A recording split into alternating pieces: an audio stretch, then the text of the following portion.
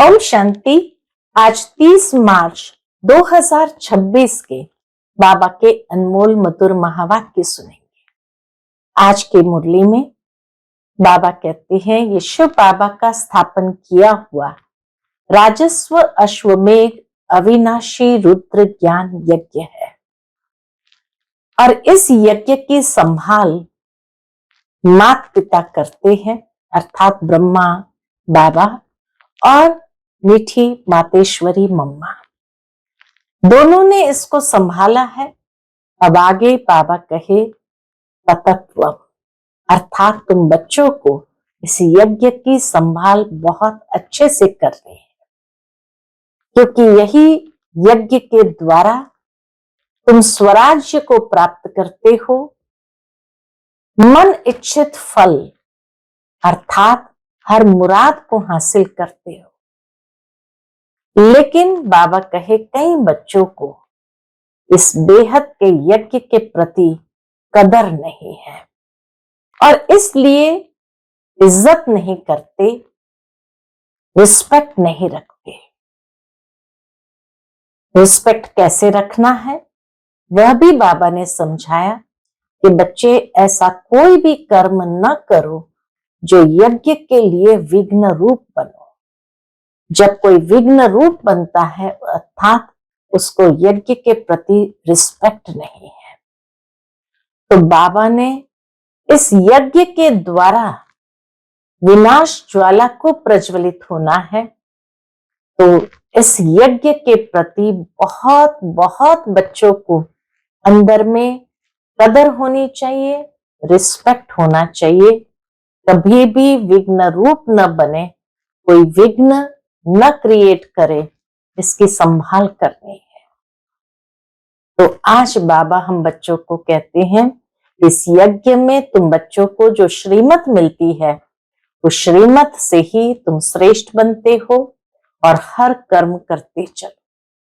तो सुनते हैं आज के बाबा के अनमोल मधुर महावाक्य, राजस्व अश्वमेघ अविनाशी रुद्र ज्ञान यज्ञ। ओम शांति। मीठे बच्चे, शिव बाबा के इस रचे हुए रुद्र यज्ञ की तुम्हें बहुत बहुत संभाल करनी है। यह है बेहद का यज्ञ स्वराज्य पाने के लिए। आज की मुरली से प्रश्न है, इस रुद्र यज्ञ का रिस्पेक्ट किन बच्चों को रहता है? उत्तर है, जो इसकी विशेषताओं को जानते हैं। तुम्हें पता है कि इस रुद्र यज्ञ से हम कौड़ी से हीरे जैसा बनते हैं। इसमें सारी पुरानी दुनिया स्वाहा होती है। इस पुराने शरीर को भी स्वाहा करना है। कोई भी ऐसा बेकायदे कर्म न हो जिससे यज्ञ में विघ्न पड़े। जब ऐसा ध्यान रहे तभी रिस्पेक्ट रख सकते हैं। यज्ञ का रिस्पेक्ट रखना अर्थात कोई भी बेकायदे कर्म न करना जिससे यज्ञ में विघ्न पड़े। आज की मुरली से पहले गीत बजा है, माता ओ माता तू है जग की भाग्य विधाता। ओम शांति। बच्चों ने गीत सुना, जिन्होंने बनाया है वह तो बेचारे माता को जानते ही नहीं है। कौन सी माता की बात करते हैं? नाम सुना है जगत अम्बा, परंतु वह कौन थी, क्या करके गई, ये किसको भी पता नहीं है सिवाय तुम बच्चों के। जगत अम्बा है तो जरूर बाप भी है, बच्चियां भी है और बच्चे भी है। जो जगत अम्बा के पास जाते हैं उनकी बुद्धि में ये समझ नहीं है, सिर्फ मूर्ति पुजारी है। जगत अम्बा के मंदिर में तो जाते हैं लेकिन सिर्फ मूर्ति पुजारी है, देवी के आगे जाकर भीख मांगते हैं। अब यह राजस्व अश्वमेघ अविनाशी रुद्र ज्ञान यज्ञ है। अब यहां से बाबा की मुरली सारी अविनाशी रुद्र ज्ञान यज्ञ पर। इसका क्रिएटर है माता पिता तत्व। माता पिता है अर्थात साथ में हम बच्चे भी हैं। तुम भी यज्ञ के क्रिएटर हो। तुम सब बच्चों को इस यज्ञ की बड़ी संभाल करनी है। यज्ञ के लिए बहुत रिस्पेक्ट रहना चाहिए। यज्ञ की पूरी संभाल की जाती है। यह है हेड ऑफिस, और भी ब्रांचेस है। यज्ञ के ये है हेड ऑफिस, और भी ब्रांचेस है। मम्मा बाबा और तुम बच्चे अपना भविष्य हीरे जैसा बना रहे हो इस यज्ञ के द्वारा। इस यज्ञ के द्वारा ही हम अपना भविष्य हीरे जैसा बना रहे हैं। तो ऐसे यज्ञ की कितनी संभाल और इज्जत रखनी चाहिए, कितना लव होना चाहिए। यह हमारी मम्मा जगत अम्बा का यज्ञ है। मम्मा बाबा का यज्ञ सो हमारा यज्ञ। यज्ञ की वृद्धि करनी होती है कि यज्ञ में आकर बहुत बच्चे अपने बाप से वर्षा लेवे। बल खुद नहीं ले सकते, खुद को फुर्सत नहीं है, तो अच्छा औरों को निमंत्रण देना चाहिए। अगर खुद न भी कर सके तो बाबा कहे औरों को निमंत्रण देना चाहिए। इसका नाम ही है राजस्व अश्वमेध ज्ञान यज्ञ, जिससे स्वराज्य मिलता है। इस यज्ञ में पुराने शरीर को भी स्वाहा करना होता है। बाप का बन जाना है। शरीर को स्वाहा करना माना संपूर्ण बाप का बन जाना। यज्ञ कोई मकान नहीं है। बहुत सुंदर बात बाबा ने यहाँ कही, यज्ञ कोई मकान नहीं है।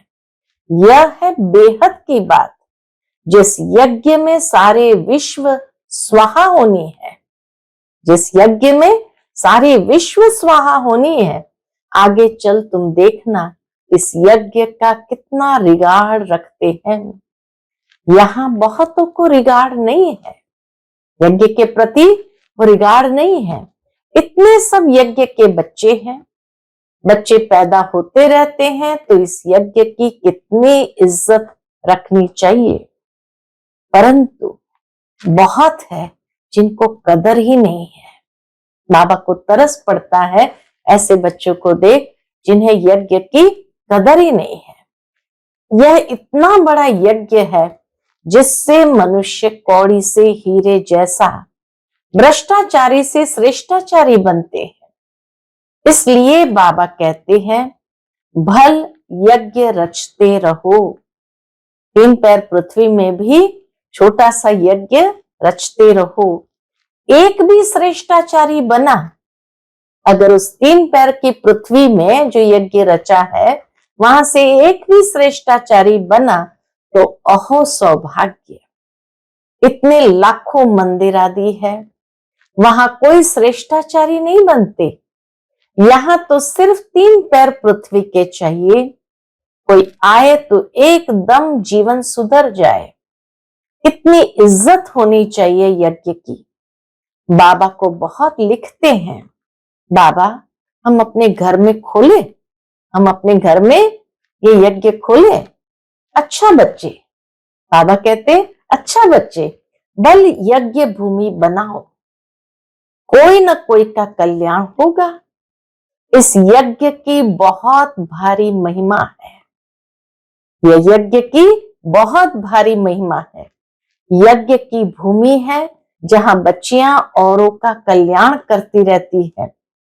ऐसे यज्ञ का बहुत मान चाहिए, परंतु ज्ञान पूरा न होने के कारण इतना रिगार्ड नहीं है। ज्ञान नहीं है यज्ञ का, यज्ञ के प्रति समझ नहीं है, तो इतना रिगार्ड नहीं है। यज्ञ में विघ्न डालने वाले बहुत है। तो शिव बाबा का यज्ञ है तो माता पिता इकट्ठे हैं। इन मम्मा बाबा से तो कुछ भी नहीं मिलता, बेहद के बाप से ही सब कुछ मिलता है। वह एक है। मम्मा बाबा कहा जाता है शरीरधारी को, निराकार को तो शरीर है नहीं। तो बाप कहते हैं कि साकार का भी मुरीद मत बनो, साकार का भी मुरीद यानी उसमें फंसो मत। माँ में कम याद करो, ये बाबा भी मुझे याद करते हैं। चित्रों में दिखाते हैं राम, कृष्ण, ब्रह्मा आदि सब उनको याद करते हैं। सभी देवताएं भी शिव बाबा को याद करते हैं। ऐसे है नहीं, वहां तो कोई याद करते नहीं है। उनको प्रारब्ध मिल गई, उनको याद करने की क्या दरकार है। श्री कृष्ण को, श्री राम को याद करने की क्या दरकार है। प्रारब्ध मिल गए, हम पतित बने हैं, हमको ही पावन बनने के लिए याद करना है। महिमा एक की ही है, उनके सदके इनका मान है। शिव बाबा के सदके ब्रह्मा बाबा का भी मान है। तुमको कोई भी देहधारी को याद नहीं करना है। देहधारी से उनका परिचय मिलता है, लेकिन याद उनको करना है। ब्रह्मा बाबा देहधारी से शिव बाबा का परिचय मिलता है, लेकिन हमें याद करना है उस निराकार को। बाबा भी देहधारी है, सब परिचय देते हैं, परंतु बहुत ऐसे भी बेसमझ बच्चे हैं जो कहते हैं हम तो डायरेक्ट शिव बाबा की प्रेरणा से ज्ञान ले सकते हैं। अगर ऐसा होता तो फिर इस रथ में उनको आने की क्या दरकार पड़ी है। तो शिव बाबा को याद जरूर करना है, परंतु ब्रह्मा बाबा का भी रिगार्ड जरूर रखना है। ये नहीं कि ब्रह्मा बाबा के प्रति बाबा ने जब ये कहा ये देहधारी के मुरीद नहीं बनना है, इसीलिए हमें रिगार्ड भी नहीं होना चाहिए। शिव बाबा का रथ है तो कितना रिगार्ड रखना चाहिए। ऐसे भी है जो समझते हैं इस साकार से हमारा क्या काम। बाप कहते हैं मन मना भाव, उनको याद करो, परंतु थ्रू तो इनके कहते हैं ना। देखो शिव बाबा को भी कितना रिगार्ड है अपने रथ का, तो याद उनको करना है, लेकिन बाबा भी कहते तो इनके द्वारा है ना। फिर नंबरवार रिगार्ड रखना होता है। रिगार्ड वही रखेंगे जो नंबरवार गद्दी पर बैठने वाले होंगे।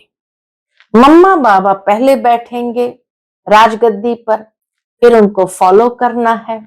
बहुत प्रजा बनानी पड़े, पद भी बहुत ऊंचे है, डरने की कोई बात नहीं है। एरोप्लेन में कोई नए चढ़ते हैं तो जैसे कि डरते हैं, कहीं एरोप्लेन में चढ़ते समय ही डरते हैं। कोई तो देखो चंद्रमा के ऊपर जाते रहते हैं, प्रैक्टिस की बात है ना, परंतु उनसे फायदा कुछ भी होना नहीं है। ये तुम जानते हो। वह समझते हैं कि मून के ऊपर भी राजधानी बनाएंगे, परंतु यह कुछ भी होना नहीं है। यह स्वप्न उनका साकार होना नहीं है। क्यों? डाउनफॉल है ना। डाउनफॉल और राइज को भी बच्चे समझते हैं। चित्र भी है, ये लक्ष्मी नारायण राज्य करते थे। आज तो देखो भारत कितना गरीब है, ये तो रियल बात है। भारत गरीब है, ये तो रियल बात है। इन्होंने खुद ही लिखा है, तो यहाँ सीढ़ी में दिखाना चाहिए। वहां हीरो के महल चमकते हैं, यहाँ फिर कौड़ियां दिखानी होती है। बाबा कहे यहाँ फिर कौड़ियां दिखानी चाहिए। आगे कौड़ियां चलती थी, गुरुद्वारों में कौड़ियां रखते थे। अब तो कोई पैसे भी नहीं रखते होंगे। सीढ़ी तो बहुत अच्छी है, इसमें बहुत कुछ लिख सकते हैं। मम्मा बाबा के साथ बच्चों का भी चित्र हो और ऊपर में आत्माओं का झाड़ भी। नए नए चित्र रेडी होते जाएंगे, समझाने में भी सहज होगा। डाउनफॉल कैसे होता है, फिर राइज कैसे होता है। हम निराकारी दुनिया में जाकर फिर साकारी दुनिया में आते हैं। समझाने में बड़ा सहज है। समझते नहीं है तो समझा जाता है, तकदीर में नहीं है। अगर नहीं समझते हैं तो समझा जाता है इनकी तकदीर में ही नहीं है। ड्रामा को साक्षी हो देखा जाता है। बच्चों को यज्ञ की बहुत रिस्पेक्ट होनी चाहिए। यज्ञ का एक पैसा भी बिगर पूछे उठाना, व माता पिता की छुट्टी बिगर किसको देना, ये महान पाप है। तुम तो बच्चे हो, कोई भी चीज मिल सकती है, कोई समय भी कोई भी चीज मिल सकती है। जास्ती लेकर क्यों रखना चाहिए? सोचते हैं पता नहीं ना मिले, तो अंदर रखने से वह फिर दिल खाती है, क्योंकि बेकायदे काम है ना। चीज तो तुम्हें कभी भी मिल सकती है। बाप ने कहा है अंतकाल अचानक कोई भी मर तो सकता है, तो अंत समय जो पाप किए होंगे वह कीचड़ पट्टी सब सामने आएगी। इसलिए बाबा हमेशा समझाते हैं अंदर में कोई दुविधा नहीं रहनी चाहिए। दिल साफ होगी तो अंत घड़ी कुछ भी सामने नहीं आएगा। अगर दिल साफ है तो बाबा के अंत घड़ी कुछ भी सामने नहीं आएगा। यज्ञ से तो सब कुछ मिलता रहता है। ढेर बच्चे हैं जिनके पास पैसे ढेर है, उनको कहते हैं जब दरकार होगी तब मंगा लेंगे। बाबा कहते हैं, उनको कहते हैं जब दरकार होगी तब मंगा लेंगे। कहते बाबा कभी भी जरूरत हो तो हम बैठे हैं। बल पवित्र नहीं रहते, खान पान के भी परहेज नहीं रखते हैं, परंतु ये प्रण करते हैं बाबा हमारे पास बहुत पैसे पड़े हैं, ऐसे ही गुम हो जाएंगे, बीच में कोई खा जाएगा, इसलिए जब चाहिए मंगा लेना। अब उनको सफल करना चाहिए या बाबा जाकर मांगेगा? भगवान किसी से मांगे ये तो हो नहीं सकता, वो तो दाता है। तो ये कहना ये भी कितनी नासमझी है कि बाबा आप मांग लेना। बाबा क्यों मांगेगा? हर एक को जिसको सफल करना है वो हर एक यथार्थ समझ करके सफल करे और अपना भाग्य बनाए। बाबा तो कभी किसी से मांगेगा नहीं। बाबा कहते हैं हम भी क्या करेंगे? बाबा भी कह देते हम भी क्या करेंगे? मकान बनाना होता है तो आप ही आ जाता है। तो ढेर बच्चे बैठे हैं अपने घर में, तो ऐसे बच्चे भी ऊंच पद पा लेते हैं।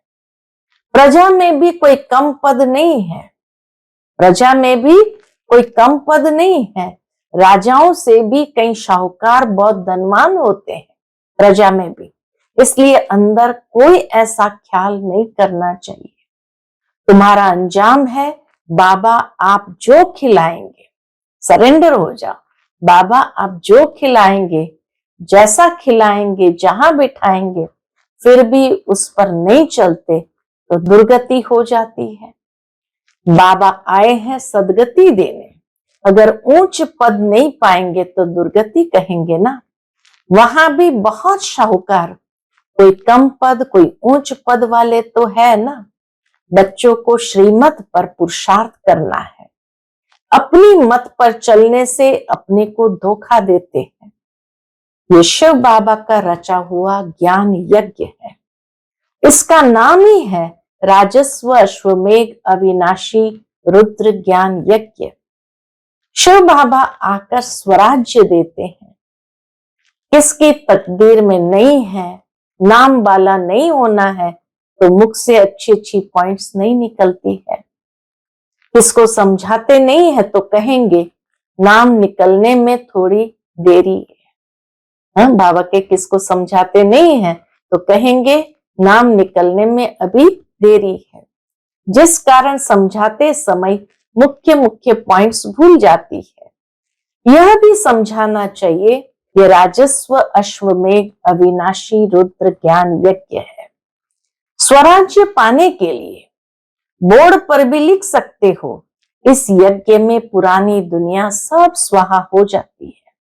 जिसके लिए ये महाभारत लड़ाई खड़ी हुई है, विनाश के पहले ये स्वराज्य पद लेना हो तो आकर लो।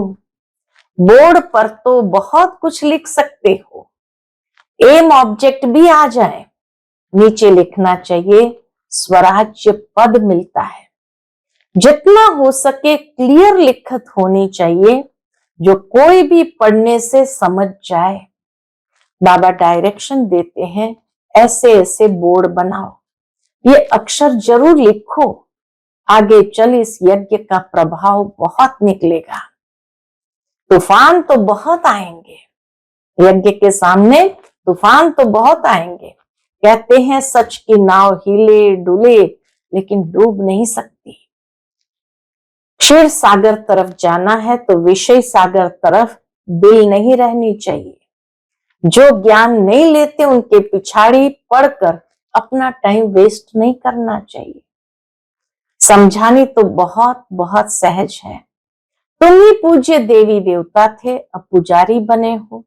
फिर बाप कहते माँ में कम याद करो तो खाद निकल जाएगी, तुम्हारे पाप भस्म हो जाएंगे और कोई उपाय नहीं है। यही सच्चा सच्चा उपाय है, परंतु योग में रहते नहीं। देह अभिमान बहुत है, देह अभिमान जब मिटे तब योग में रह सकते। फिर कर्मातीत अवस्था हो। पिछाड़ी में कोई भी चीज याद नहीं आनी चाहिए। कोई बच्चों का कोई चीज में इतना मोह पड़ जाता है जो बात मत पूछो। शिव बाबा को कभी याद नहीं करते हैं। ऐसे बाप को पर्पसली यानी खास याद करना है। कहा जाता है हथकार डे दिल यार डे। ऐसे बहुत मुश्किल किसको याद रहता है। चलन से ही पता पड़ जाता है, यज्ञ का रिगार्ड नहीं रहता। इस यज्ञ की बड़ी संभाल रखनी है। कहते हैं ना हम किश्ती को तूफान से निकाल करके ले आए हैं, इसकी बहुत संभाल करनी है। संभाल की गोया बाप को खुश किया, हर बात में संभाल चाहिए। गरीबों की पाई पाई इस यज्ञ में आती है जिससे वह पदम पति बनते हैं। तो पाई पाई को यथार्थ रीति यूज करना, यह है यज्ञ की कदर करना, रिगार्ड रखना। माताएं जिनके पास कुछ भी नहीं, 1-2 रुपया 8 आना यज्ञ में देती है, वह पदम पति बन जाती है, क्योंकि बड़ी भावना से खुशी से लाती है। बाप कहते हैं मैं हूं ही गरीब निवास, तुम बच्चों के लिए ही आया हूं। कोई 8 आना ले आते हैं, बाबा मकान में एक ईंट लगा दो, बाबा मकान में एक ईंट लगा दो। कभी 2 मुट्ठी अनाज भी ले आते हैं, उनका तो बहुत हो जाता है। भगवान कितना भावना से लाई हुई चीज का रिगार्ड रखते हैं। कणा कणा मोहर बराबर हो जाता है, उस अनाज का कणा कणा सोना मोहर हो जाता है। ऐसे थोड़ी कि तुमको गरीबों को बैठ दान देना है, गरीबों को तो वह लोग दान देते हैं। ऐसे तो दुनिया में ढेर गरीब है, सब आकर यहां बैठ जाए तो माथा ही खराब कर देवे। ऐसे तो बहुत कहते हैं हम यज्ञ में समर्पण हो, परंतु संभाल कर लेना होता है। ऐसा न हो यज्ञ में आकर उधम मचावे। यज्ञ में तो बहुत पुण्य आत्मा बनना चाहिए, बड़ी संभाल करनी चाहिए, रिगार्ड रहना चाहिए यज्ञ के लिए। जिस ईश्वरीय यज्ञ से हम अपना शरीर निर्वाह करते हैं, यज्ञ का पैसा किसको देना बड़ा पाप है। कहाँ दे रहे हैं तो बड़ा पाप है। ये पैसे ही है उनके लिए जो कौड़ी से हीरे जैसा बनते हैं। ये पैसा है ही उनके लिए जो कौड़ी से हीरे जैसा बनते हैं, ईश्वरीय सर्विस में है। बाकी गरीबों आदि को देना, ये दान पुण्य तो जन्म जन्मांतर करते आए हो, उतरते उतरते पापात्मा ही बनते गए।